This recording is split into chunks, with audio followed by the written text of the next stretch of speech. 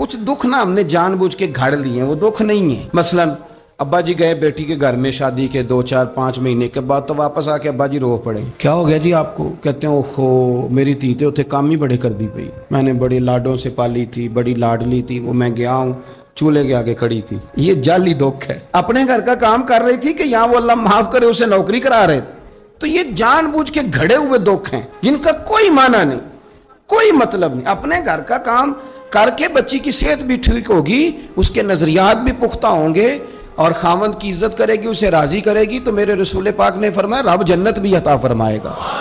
लेकिन ये दुख है जनाब, वो हो मैं गया गर्मी बड़ी सख्त थी, ये दुख है कोई कि मेरी बेटी रोटियां पकाती है जी, शुक्र कर पकाती है, अल्लाह का एहसान समझ। ये तो दौर है वसवसों का। मैं तो कहता हूँ इसमें जो बंदा ज्यादा मसरूफ है ना, इसको रोटी खाने का टाइम भी मुश्किल से मिलता है, वो भला आदमी है। थक के सोए, ये टेंशनों में ना पड़े, चुगलियों में ना पड़े, गीबत में ना पड़े, गिले ना करे, बुरी सोच ना इसे आए, अल्लाह का शुक्र अदा कर। आजकल तो मैं देखता हूँ सारे बेचारे नौजवान लड़के, उन्होंने जुमे वाले दिन हैंगर लटकाए होते हैं, पीछे सारे कपड़े धोबी से इस्त्री करा के ला रहे हो।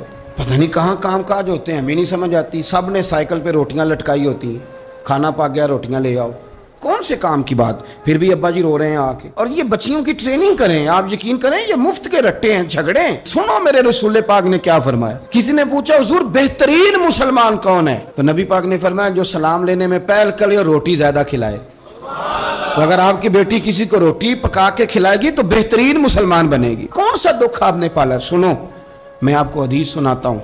मेरे नबी करीम अलैहिस्सलाम हजरत उस्मान गनी के घर तशरीफ ले गए। जनाब उस्मान गनी के हुजूर अचानक घर पहुंचे।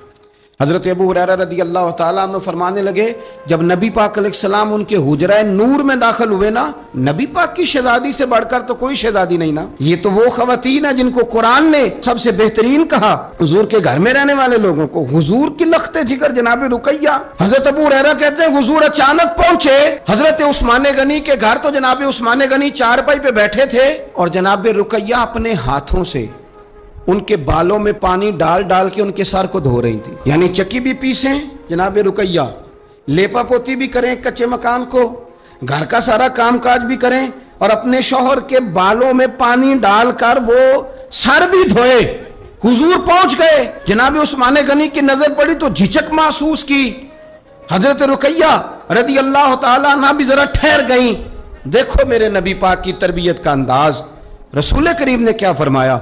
नबी करीम फरमाने लगे रुकैया अपने शौहर की ज्यादा खिदमत किया कर, रुकैया अपने खामद की ज्यादा खिदमत कर।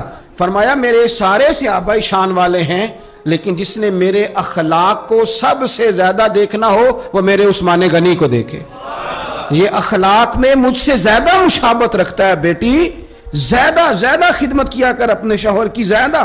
ये हुजूर ने तरबियत दी। ये नबी पाक अलैहिस्सलाम ने हमें बतलाया कि इस तरह तुम्हारे घर बनेंगे, इस तरह दुख दूर होंगे।